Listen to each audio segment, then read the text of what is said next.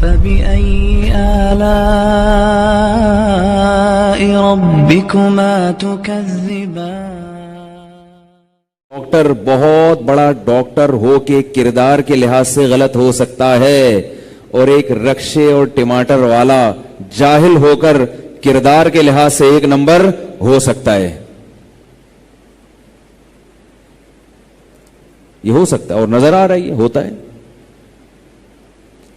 وہ غریب دن میں 10 روپے 20 روپے کماتا ہے مگر اس میں بھی کسی کو دھوکہ نہیں دیتا، اور ایک غریب دن میں لاکھ روپے کما رہا ہے، 50,000 اس میں حلال کے ہیں اور 50,000 دھوکہ دہی کے ہیں. کیا یہ ڈاکٹر آج کل یہ کام کر نہیں رہے؟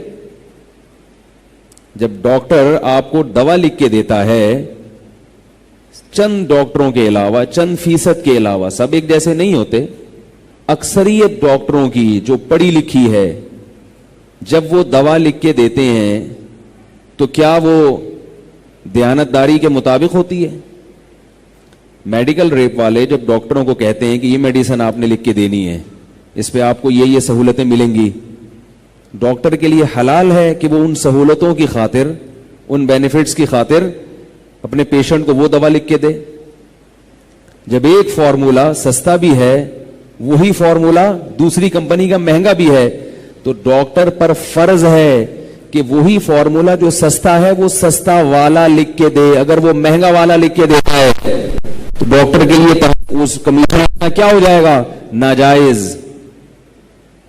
کیونکہ مریض جو آپ کے پاس آیا ہے وہ آپ کو سوئٹزرلینڈ بھجوانے کے لیے نہیں آیا کہ آپ وہ دوائیں لکھ کے دیں کہ کمپنی آپ کو باہر کے ویزے دیں. وہ اپنی بیماری سستے میں ٹھیک کرنے کے لیے آئے.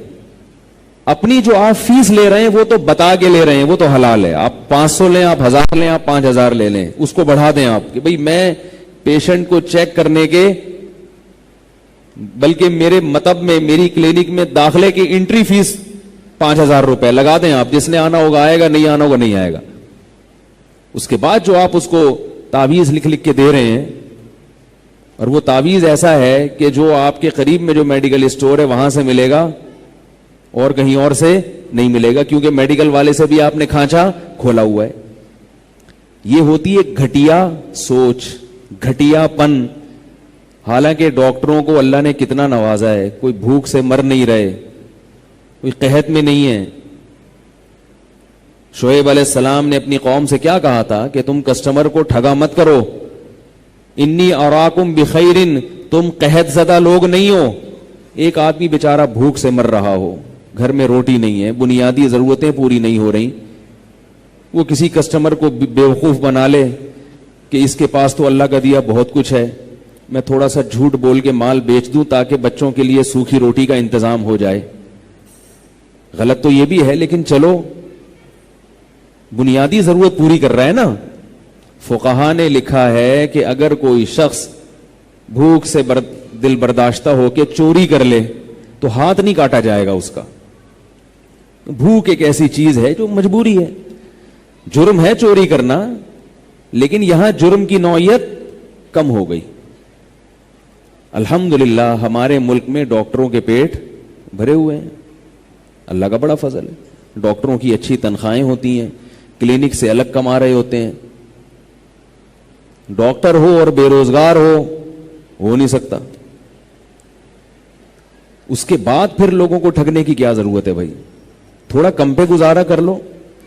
اور یہ سوچو کہ کتنا بڑا شعبہ ہے. امام شافعی رحمہ اللہ تعالی فرماتے ہیں کہ 2 ہی علم ہیں، ایک دین کا علم اور ایک میڈیکل سائنس کا علم، کیونکہ اس میں انسانیت کی بے پناہ خدمت ہو رہی ہے. ڈاکٹر اپنے پیشے کے ذریعے جنت کما سکتا تھا، مگر اس نے اس پیشے کو جہنم خریدنے کا ذریعہ بنا لیا. یہ نعمت کی ناقدری ہے. تو کردار جو ہے نا، کردار بھائی بار بار بتا رہا ہوں سب ایک جیسے نہیں ہوتے. یہاں بھی کوئی 2-3 ڈاکٹر بیٹھے ہوئے ہوں گے، ایسا نہ ہو میں کبھی ان کے پاس جاؤں تو کوئی الٹا سیدھا ٹیکا لگا دیں کہ یار یہ ہمارے خلاف اتنا بول رہا تھا. تو میں ان ڈاکٹروں کی بات کر رہا ہوں جو اس وقت بیان نہیں سن رہے اور بعد میں بھی نہیں سنیں گے، کبھی بھی نہیں سنیں گے. وہ ان کی بات کر رہا ہوں جو بھی میرا بیان سن رہے ہیں یا قیامت تک کبھی بھی سنیں گے، وہ اس میں داخل نہیں ہے.